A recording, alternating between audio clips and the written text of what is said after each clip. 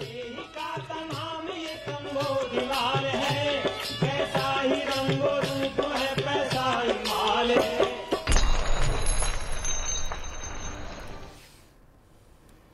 नमस्कार, मैं हूं शुभम शंकरधर। आप देख रहे हैं मनी 9। स्वागत है आपका मनी सेंट्रल में। दिन की सबसे बड़ी, सबसे जरूरी खबरों के विश्लेषण के लिए मेरे साथ स्टूडियो में मनी 9 का एडिटर अंशुमान तिवारी जी जुड़ गए हैं। सर, बहुत स्वागत है आपका।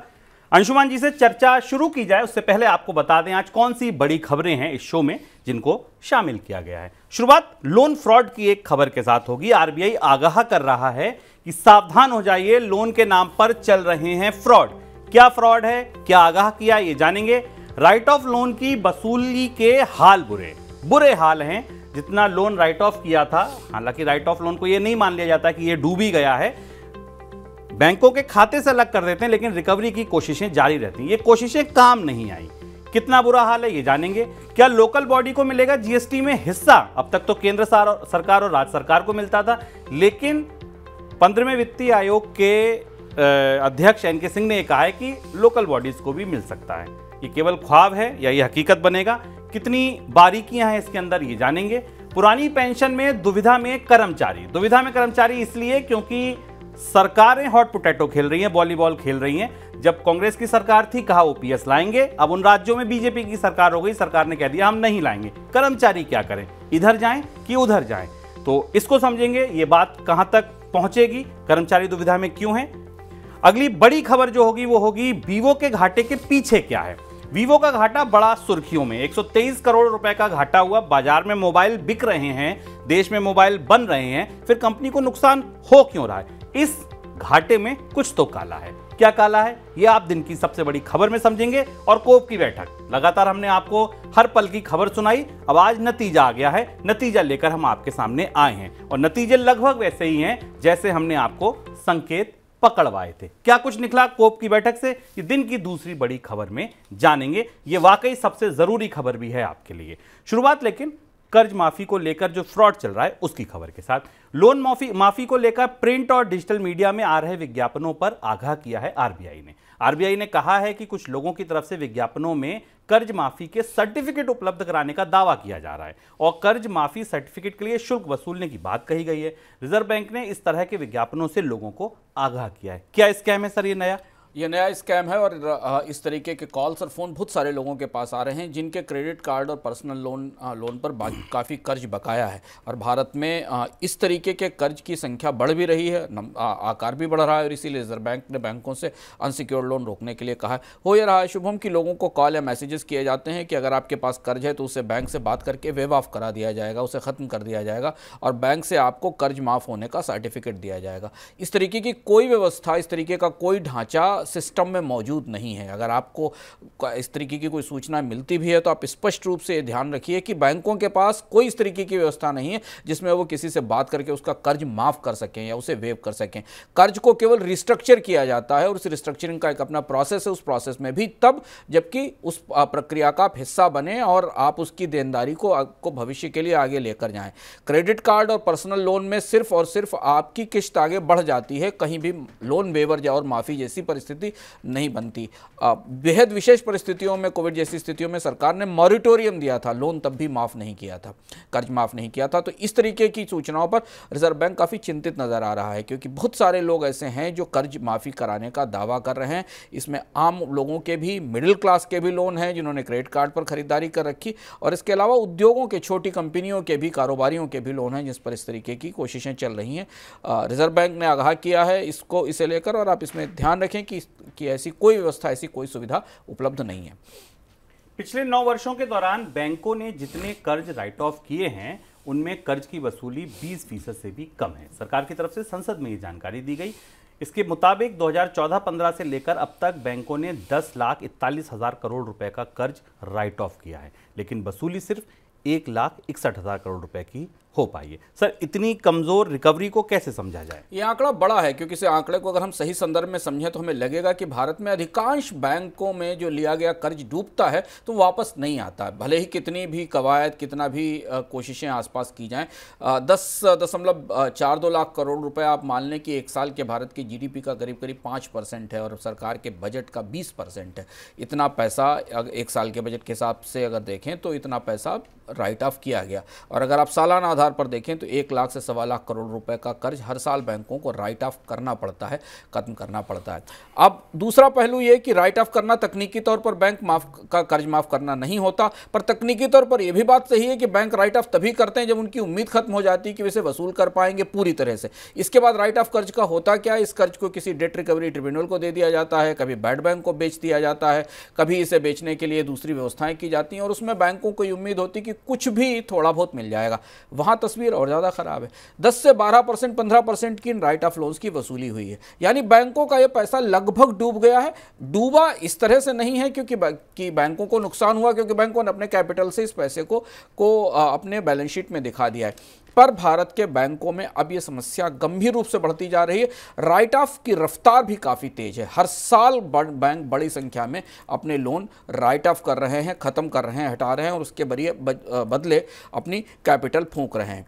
एक और चीज़ जो चिंता में डालती है हमें शुभम, वो ये कि भारत में पिछले 20 सालों में फंसे हुए कर्जों को निकालने के लिए पूरा एक तंत्र खड़ा किया गया। हर तरीके की कोशिशें की गई, जिसमें डेट रिकवरी ट्रिब्यूनल बनाए गए, आईबीसी आया और उसके बाद बैड बैंक आया। ये सब मिलकर भी जो फंसे हुए कर्ज हैं उनकी रिकवरी को 10 से 12% से ऊपर नहीं पहुंचा सके। 10 से 12% से ज़्यादा फंसे हुए कर्ज की रिकवरी भारत में नहीं हो रही है, ये इससे दिखता है। भारत आसियान देशों के साथ 13 साल पुराने मुक्त व्यापार समझौते यानी एफटीए की समीक्षा की तैयारी कर रहा है। इस बीच इंडस्ट्री यानी भारतीय उद्योग जगत ने इन देशों से 38 उत्पादों पर आयात बढ़ने की चिंता जताई है। जिन चीज़ों के आयात में पिछले 6 महीने यानी अप्रैल से सितंबर 2023 में तेजी देखी गई है, उनमें laptop, IT hardware, telecom equipment, stainless steel product शामिल हैं।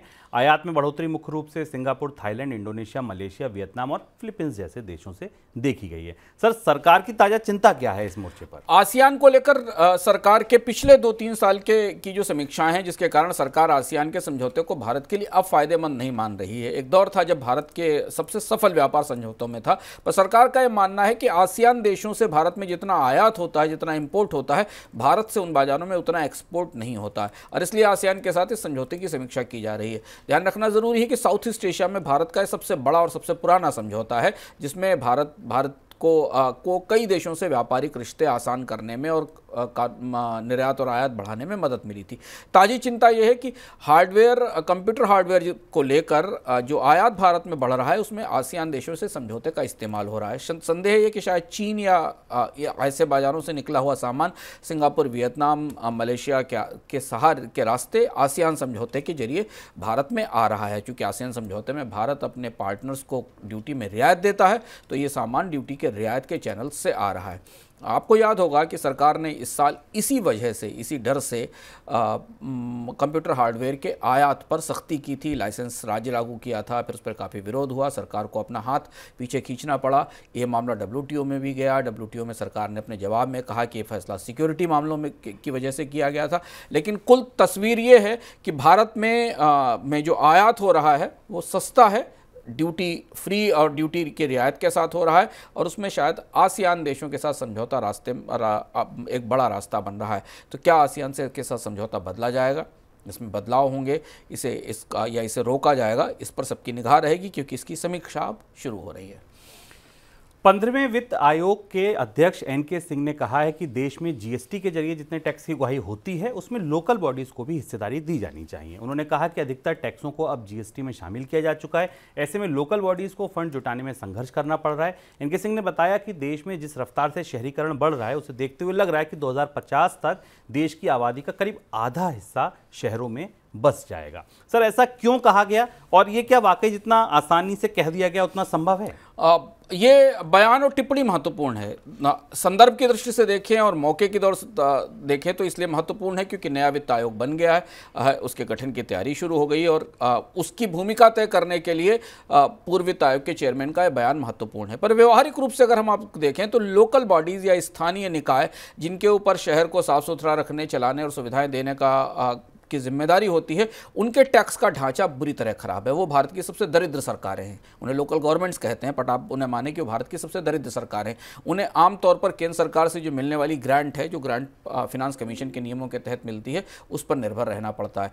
चूंकि राज्य सरकारों के पास भी अब टैक्स लगाने के विकल्प बहुत सीमित बचे हैं। जीएसटी के में उन्होंने अपने सारे अधिकार जीएसटी केंद्र सरकार को और जीएसटी व्यवस्था को दे दिए हैं, तो राज्य सरकारें बहुत सीमित चीज़ों पर टैक्स लगा सकती हैं। तो नीचे लोकल बॉडीज़ के पास तो टैक्स लगाने के विकल्प बहुत ही कम है। थोड़ी जो सेवाएं वो देते हैं, पार्किंग की या इस तरीके की, उन पर वो टैक्स लगा सकते हैं। लगभग 20 साल हो गए भारत में लोकल बॉडीज़ के फिनांसेस को ठीक करने की कोशिशें नहीं हुई बुनियादी तौर पर। आपको याद होगा हमने इकोनॉमिकम में कुछ महीने पहले या शायद 5-6 महीने पहले विस्तार से आपको बताया था कि भारत की लोकल बॉडीज़ के पास एक बड़े टैक्स का स्रोत है प्रॉपर्टी टैक्स, और उसकी वसूली भारत में सबसे ज़्यादा ख़राब है, बुरी तरह। अधिकांश शहरों में प्रॉपर्टी टैक्स की वसूली नहीं हो पाती है। फिनांस कमीशन के पूर्व चेयरमैन एनके सिंह का कहना है कि जीएसटी को इस तरह से आप स्ट्रक्चर किया जाना चाहिए जिसमें जीएसटी की वसूली का एक हिस्सा लोकल बॉडीज़ को भी दिया जाए।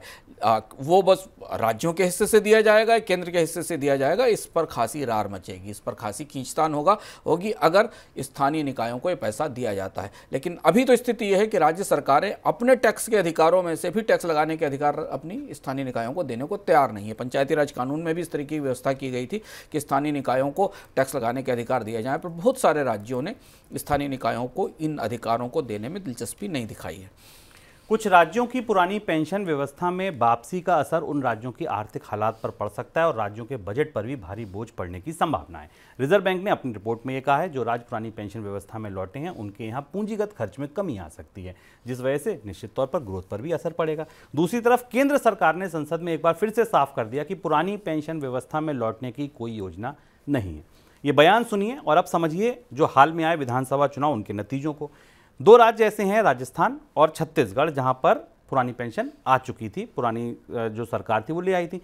अब नई सरकार आई है, वो उस पार्टी की आई है जो केंद्र सरकार में सरकार है। सर, अब कर्मचारी क्या करेंगे? कर्मचारियों के लिए कितनी बड़ी दुविधा है जब वो कह रहे हैं कि हम नहीं लाएंगे पुरानी पेंशन। पेंशन को लेकर भारत की राजनीति 2 हिस्सों में बंट गई और कर्मचारी बेचारे 2 पेंशन स्कीमों के बीच पेंडुलम की तरह झूल रहे हैं। ऐसा कतई नहीं होना चाहिए कि 5 साल में सरकार बदले तो कर्मचारियों की पेंशन स्कीम भी बदल जाए। परिस्थिति ये दिख रही है कि जिन राज्यों में, राजस्थान और छत्तीसगढ़ में, जो पुरानी पेंशन योजना में शामिल हुए थे उन्हें फिर वापस नई पेंशन योजना में लाया जाएगा। जैसा कि अगर हम माने जो सदन को जानकारी दी गई सरकार की तरफ से, जो स्टेट मिनिस्टर फिनांस है पंकज चौधरी की तरफ से जो बात कही गई, इस हिसाब से ऐसा लगता है कि राजस्थान और छत्तीसगढ़ में जो पुरानी पेंशन योजना बहाल हुई थी उसको फिर वापस कर दिया जाएगा और नई पेंशन योजना लागू कर दी जाएगी। इधर देश के कुछ राज्य ऐसे हैं जहां पुरानी पेंशन योजना अभी भी लागू है। बेहतर यह है कि केंद्र सरकार राज्यों के साथ बैठे और कम से कम पेंशन के मामले पर तो एक ऐसी सहमति बनाए, नहीं तो राज्यों में सरकारें बदलने से पेंशन स्कीमें बदलना ठीक नहीं है, एक चीज। दूसरा ये कि सरकार की तरफ से एक तरफ तो कहा जा रहा है कि उसे पुरानी पेंशन योजना में नहीं जाया जाएगा और पुरानी पेंशन योजना को नुकसानदायक, घातक बताने वाले तमाम आंकड़े रिजर्व बैंक और वित्त मंत्रालय की तरफ से जारी किए जा रहे हैं। लेकिन दूसरा पहलू यह भी है कि सरकार पुरानी पेंशन योजना के एक हिस्से को नई पेंशन योजना में शामिल भी करना चाहती है और ये चाहती है कि डिफाइंड पेंशन दी जाए। उस पर एक आंध्र प्रदेश का मॉडल है जिस पर एक प्रस्ताव भी तैयार हो रहा है, जिसमें एक पेंशन का एक निर्धारित हिस्सा रिटायरमेंट के बाद कर्मचारियों को डिफाइंड पेंशन के तौर पर मिलेगा। अभी भी लगभग 2-3 साल हो गए हैं शुभम, भारत में पेंशन की बहस को चलते हुए, राजनीतिक मंचों पर भी और वित्तीय मंचों पर भी। हम 1 साल और ख़त्म होने के करीब आ गए दिसंबर तक, अभी तक कोई रास्ता नहीं निकला। पेंशन के सुधारों को लेकर अलग अलग सरकारें, अलग अलग राजनीतिक दल अलग तरीके से हैंडल कर रहे हैं। या तो केंद्र सरकार स्पष्ट रूप से बता रही है कि एनपीएस एज इट इज ही रहेगी, इसे बदला नहीं जाएगा, क्योंकि जब विधानसभा की चुनाव हारी थी केंद्र की सरकार, तब ये विचार आया था कि नहीं, पुरानी पेंशन योजना थोड़ी ठीक है, उसके कुछ अच्छे प्रावधानों को नई पेंशन योजना में शामिल कर लिया जाना चाहिए। और ये असमंजस, ये दुविधा और ये अनिश्चितता लगता है 2024 के चुनाव तक जारी रहेगी, क्योंकि अभी पेंशन को लेकर ना तो केंद्र सरकार कुछ कह पाने की स्थिति में है और ना सुधारों को लेकर कोई तस्वीर बन पा रही है सामने। देश में थोक महंगाई को निर्धारित करने के लिए बहुत जल्द थोक मूल्य सूचकांक यानी WPI की जगह उत्पादक मूल्य सूचकांक यानी PPI को अपनाया जा सकता है। मामले से जुड़े एक सरकारी अधिकारी का कहना है कि राष्ट्रीय सांख्यिकी आयोग PPI शुरू करने की रूपरेखा पर कार्य समूह की रिपोर्ट जांच कर रहा है और उसकी सिफारिशों का इंतजार कर रहा है। भारत G20 में शामिल कुछ देशों में से एक है जिसने थोक महंगाई को निर्धारित करने के लिए थोक मूल्य सूचकांक को अपनाया है। सर, ये बदलाव असर कैसे करेगा? WPI और PPI में थोड़ा सा बुनियादी फर्क है, क्योंकि थोक मूल्य सूचकांक एक पुराना ढांचा है और भारत में ये थोक बाजारों से इसके आंकड़े कलेक्ट किए जाते हैं। माना जा रहा है कि जो प्रोड्यूसर्स प्राइस इंडेक्स है, जो कि एक नए तरीके का आंकड़ा है और कंपनियों की तरफ से, जो उत्पादक है उनकी तरफ से कीमतों को शामिल करता है, इसे बेहतर माना जाता है। और इसे ये जो भारत का नेशनल अकाउंटिंग सिस्टम है, नेशनल अकाउंटिंग सिस्टम की जब हम बात करते हैं तो जो टैक्सेशन का कलेक्शन होता है उसके आधार पर यह पता चलता है कि किस चीज़ का कितना उत्पादन हुआ है। उसके साथ ही और ज़्यादा बेहतर ढंग से सामंजस्य इसका स्थापित हो सकता है, क्योंकि जितनी चीज़ों का उत्पादन हुआ उस पर कितना टैक्स लगाया गया, इसके आंकड़े नेशनल अकाउंटिंग सिस्टम के पास उपलब्ध रहते हैं। तो भारत में WPI को प्रोड्यूसर्स प्राइस इंडेक्स की तरफ ले जाने की तैयारियां शुरू हो गई हैं। G20 में कुछ देशों में अभी WPI भी चल रहा है और कुछ देशों में प्रोड्यूसर्स प्राइस इंडेक्स भी चल रहा है। लेकिन एक बड़ा शिफ्ट होगा अगर भारत थोक मूल्य सूचकांक से उत्पादक या प्रोड्यूसर्स या निर्माता मूल्य सूचकांक की तरफ जाता है। इसका विस्तृत दस्तावेज अभी सामने आना है और तुम्हें पता चलेगा कि किन पैरामीटर्स पर इसे नापा जाएगा। थोक मूल्य सूचकांक से भारत में महंगाई के बारे में एक अनुमान, एक आंकड़ा हमें पता चलता है कि बाजार में मांग की साइड से महंगाई कितनी है, बाजार में उत्पादन की साइड से महंगाई कितनी है, जबकि उपभोक्ता मूल्य सूचकांक हमें खपत की साइड से या डिमांड की साइड से या लोगों के खर्च के साइड से महंगाई की तस्वीर बताता है। आगे बढ़ते हैं दिन की सबसे बड़ी खबरों की तरफ।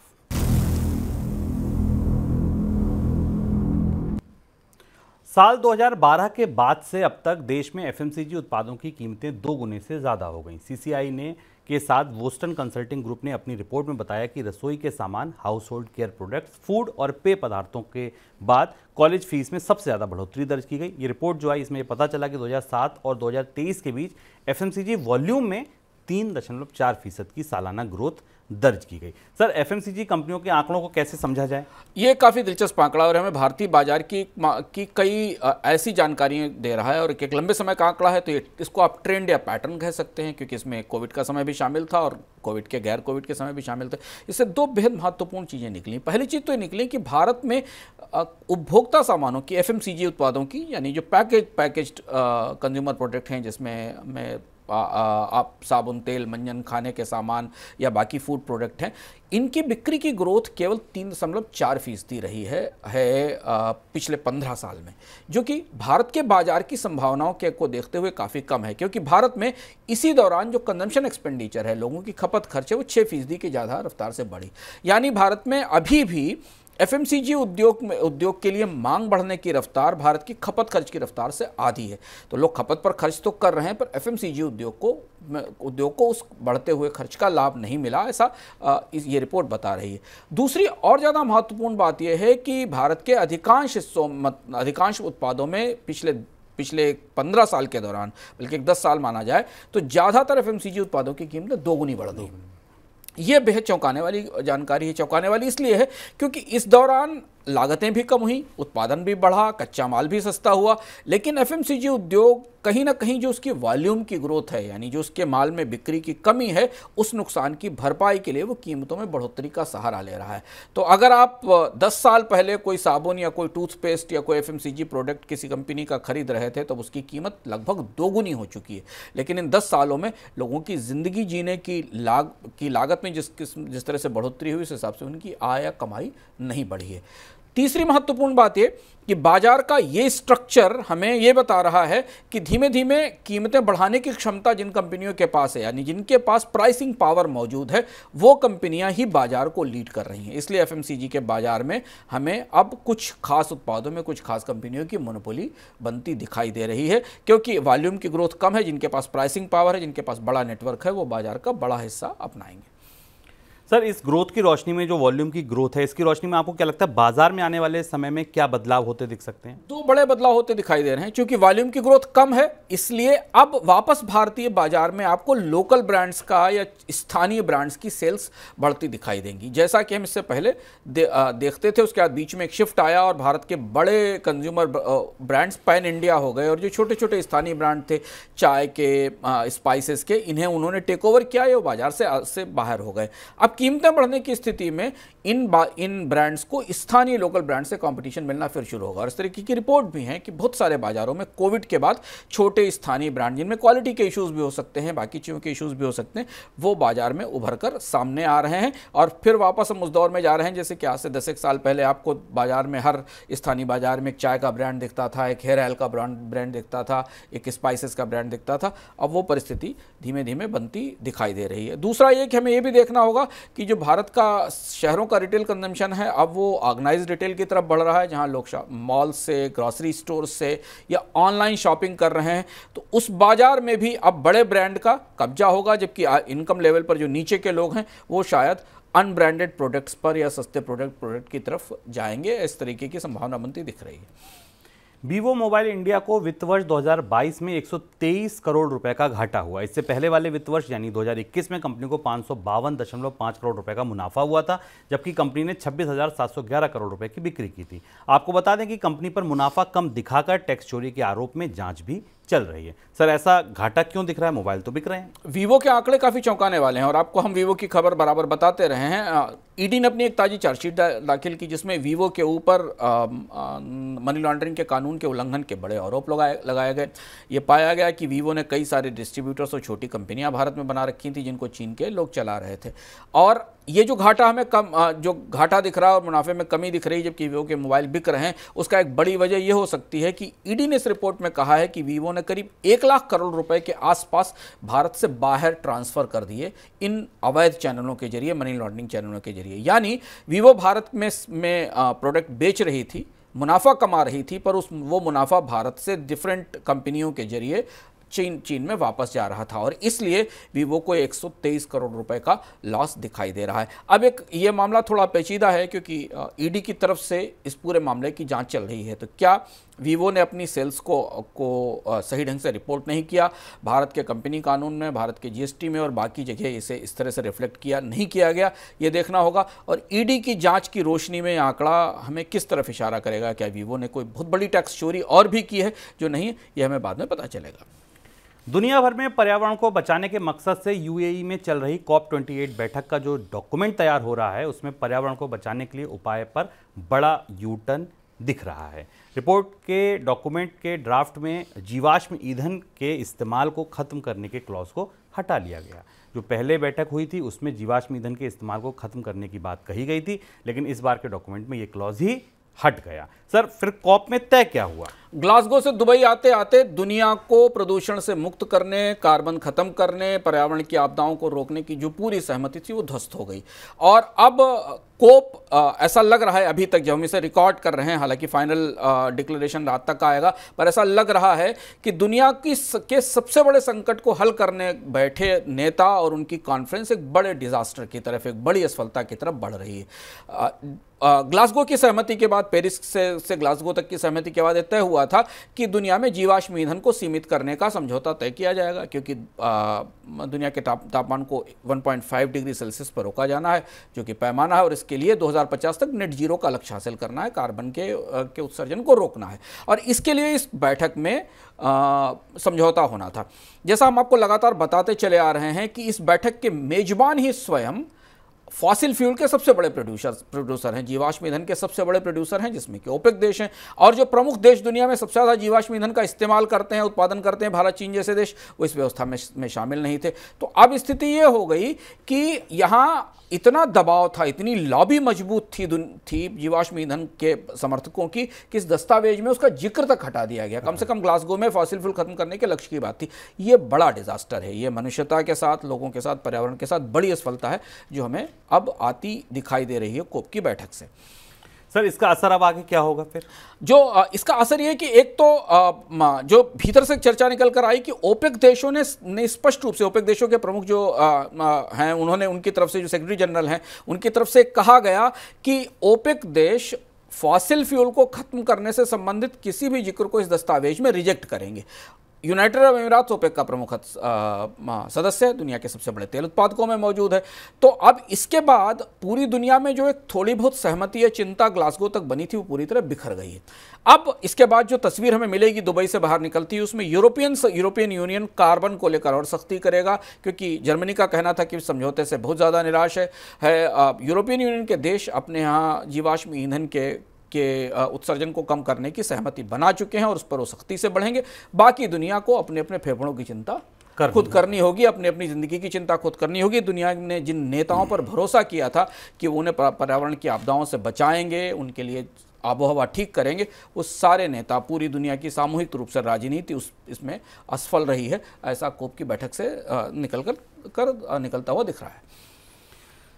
आप ये जानना चाहते हैं, जैसा अंशुमान जी ने कहा कि ग्लासगो से पेरिस आते आते और दुबई आते आते सब कुछ बदल गया, वहाँ तय क्या हुआ था? आप ये जानना चाहते हैं कि वहाँ जो तय हुआ था उस पर कौन से देश की सरकारें कितना आगे बढ़ी, कौन सी बिल्कुल लौट गई?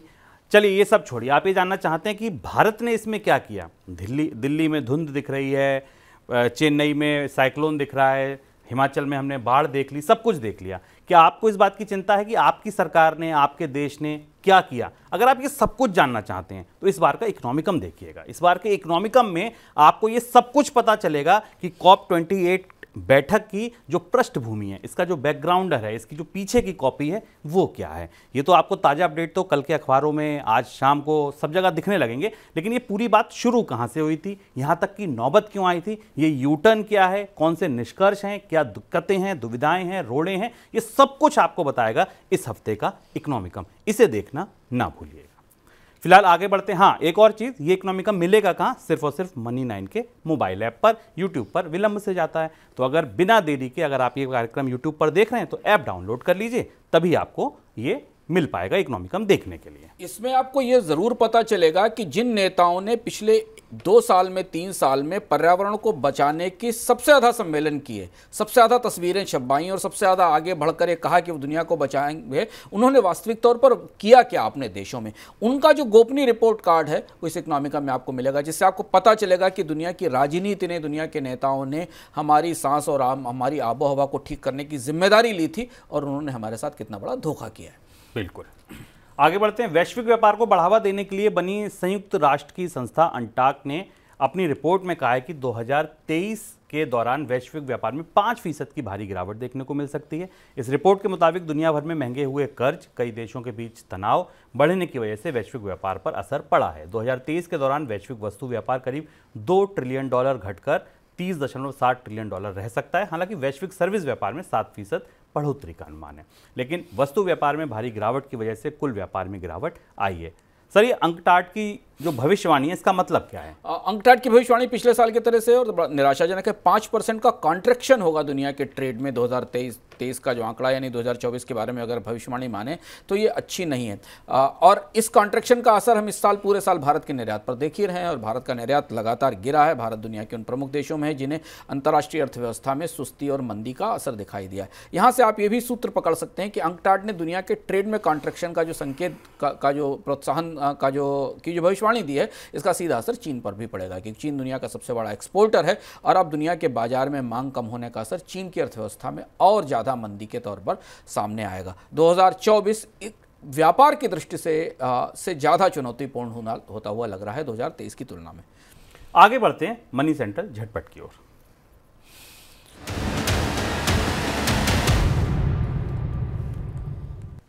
वैश्विक स्तर पर आईटी सेक्टर में सुस्ती का असर इस साल इस सेक्टर में होने वाली नियुक्ति पर पड़ रहा है। पिछले 12 महीने के दौरान दुनिया भर में आईटी सेक्टर में सिर्फ 14% नियुक्तियां बढ़ी हैं, जबकि 2022 की जून तिमाही में 40% ग्रोथ देखने को मिली थी। कोरोना काल से पहले देखें तो 2017 से 2019 के दौरान दुनिया भर में नियुक्तियों में औसतन 21% की बढ़ोतरी दर्ज की गई थी।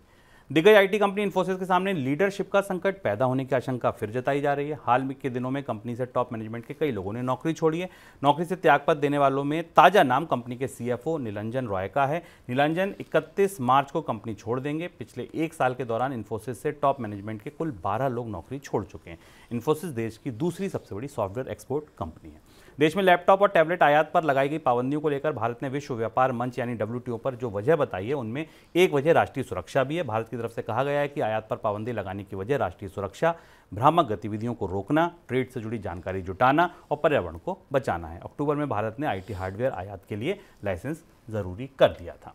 शेयर बाजार में इस हफ्ते 3 नए IPO दस्तक दे रहे हैं। जो कंपनियां IPO लेकर आ रही हैं उनमें Doms Industries, India Shelter Finance और आइनॉक्स इंडिया शामिल है। ये तीनों कंपनियां बाजार से करीब 4000 करोड़ रुपए जुटाएंगी। इन IPO में पैसा लगाना चाहिए या नहीं, ये अगर आप जानना चाहते हैं तो मनी 9 का कार्यक्रम वह क्या IPO देख सकते हैं। यहाँ आपको डिटेल एनालिसिस तो मिलेगी, साथ में एक्सपर्ट का नजरिया भी मिलेगा कि आपके लिए ये IPO कितना अच्छा है। सरकार के अधिकारियों को आशंका है कि इस साल देश में खरीफ सीजन में पैदा होने वाले प्याज के उत्पादन में कमी आ सकती है, जिस वजह से प्याज की सप्लाई पर असर पड़ेगा।